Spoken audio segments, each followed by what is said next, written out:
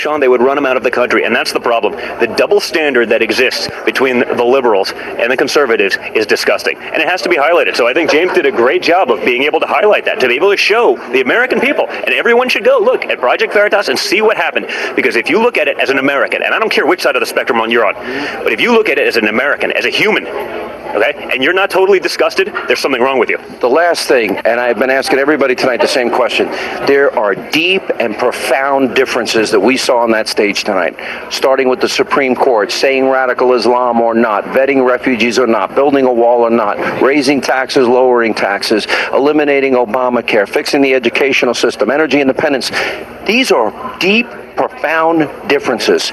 Do you think the American people understand the degree to which this is a massive choice election? Well, I think they do. The problem is, if you're a Hillary voter, which Hillary are they voting for? Are they voting for the private Hillary, or are they voting for the public Hillary? Well, no. It's out there. There's two different standards. No, she said it. And then she said it's okay. So which one are they voting for? I don't know, but I have a feeling I know the answer. I have a feeling it's to the people that are writing seven-figure checks to her campaign. It's to the people who gave Bill Clinton $1 million birthday gift from the Middle East. By the way, no, that was Qatar. Do you know in Qatar, this is interesting, marital rape is legal in Qatar? Marital beatings are legal in Saudi Arabia. Double standard. Sean, if we took money from those countries, what would they be saying? They'd be screaming. Oh, it's a double standard, and I'm glad to say screaming bloody hell. I'll say it for you. Go ahead. Yeah. Screaming bloody hell, and that's true, and much worse. Okay, but it's a double standard that people have grown to accept in this country, and that's what we got to point out. We can't accept that anymore. It's not fair, and it shouldn't happen. All right, last question. I was with you and a bunch of young millennials today, and when I mentioned the idea, hey, is Don Jr. one day going to run? Wait a minute. I thought I saw a standing ovation. Well, listen, it'd be an honor to maybe do that someday. Right now, my only objective is to get him in there because I want to fix the mess that is D.C. I want to help him implement those policies that are going to bring jobs back to this country. I want to help him implement the policies that are going to put term limits on these guys, that are going to prevent people in highest levels of government going and lobbying for other countries to suck American dollars into those countries. I want to fight for the people of this country, and that's what my father's been doing from day one. The hardworking men and women who built this country, they need a voice again, and my father's their voice. Don Jr., good to see you. Also, right after the third and final presidential debate, right in the spin room just moments ago, former New York City Mayor Rudy Giuliani, he joined us for a reaction. Let's take a look. All right, joining us now, former New York City Mayor Rudy Giuliani, and you also were a debate coach. Yes, he did an absolutely great job. This was his best performance. I thought the one before was terrific, but this was even better. Much more presidential. Never lost his cool. Always kept within himself, and basically made it clear that she has accomplished nothing in 30 years. When he hit her with that, basically you've been there 30 years and nothing's been accomplished, she had no answer for it.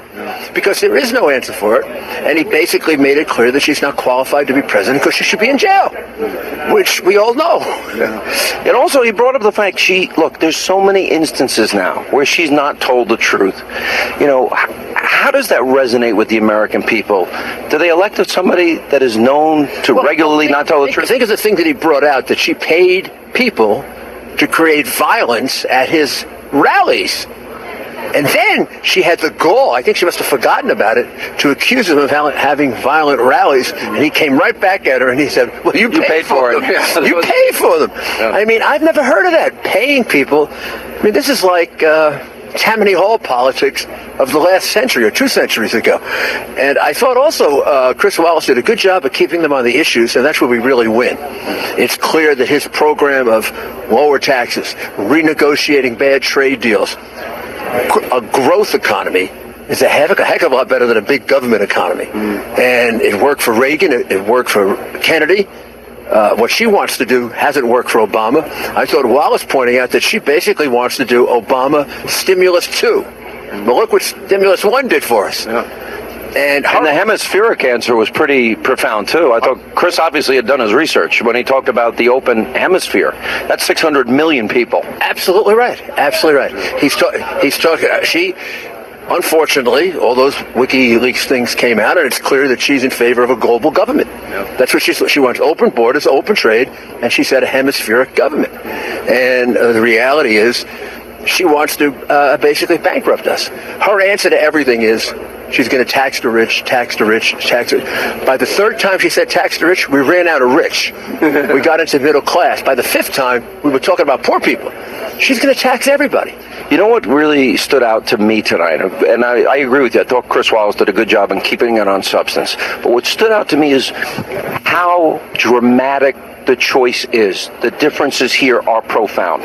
Yes, there's a man with very clear views of how he wants to change America, and there's this person who's been around for 30 years who's never accomplished anything and wants to give us a socialist solution to the problems, which is actually, it's the one WikiLeaks that didn't come out where she told the Canadian bank that she preferred socialism and socialized medicine. Yeah. And it was quite clear in what she's talking about. Every answer was, well, I'll balance the budget by raising taxes.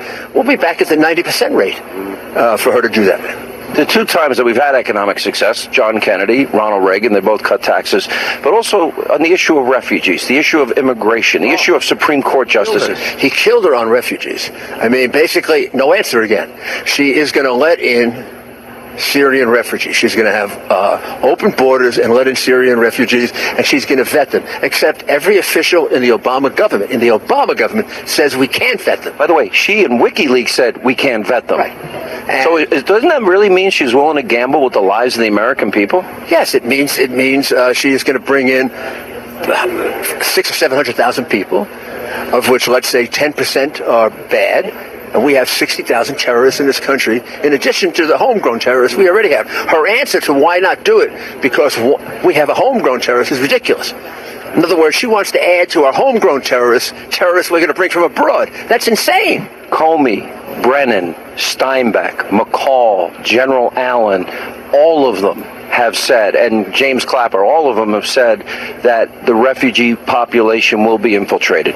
Yes, there's no question it will be. Not only that, Baghdadi has said it.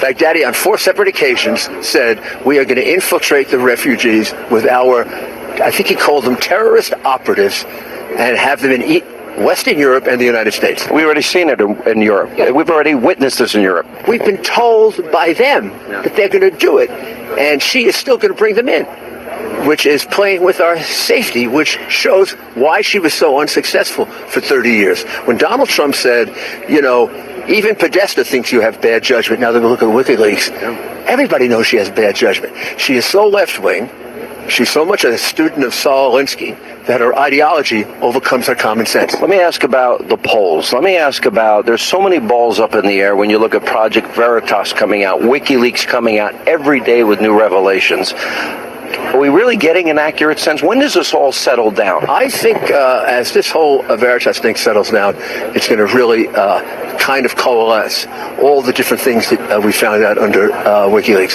That's extraordinary, paying people to create violence at a... That was a Veritas tape, yeah. And voter fraud at a high level. Yeah. Well-funded.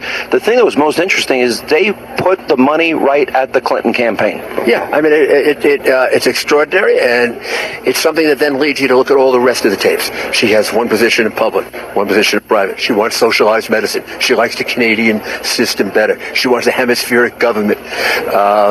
She really understands that these people can't be vetted, but she's going to bring them in anyway. Unbelievable. Mr. Mayor, thanks. Thank you. Enjoy now you're going to miss debate prep. You missed that? I am going to miss it, but I thought he was by far the best. Yeah. And clearly, if you're looking at the two of them, just look at the way they performed. One performed like a president, and the other one performed like a failed Secretary of State. All right, Mr. Mayor, thank you so much for being with us. All right, things are just getting started on this 2-hour live edition of Hannity. When we come back, we'll check in with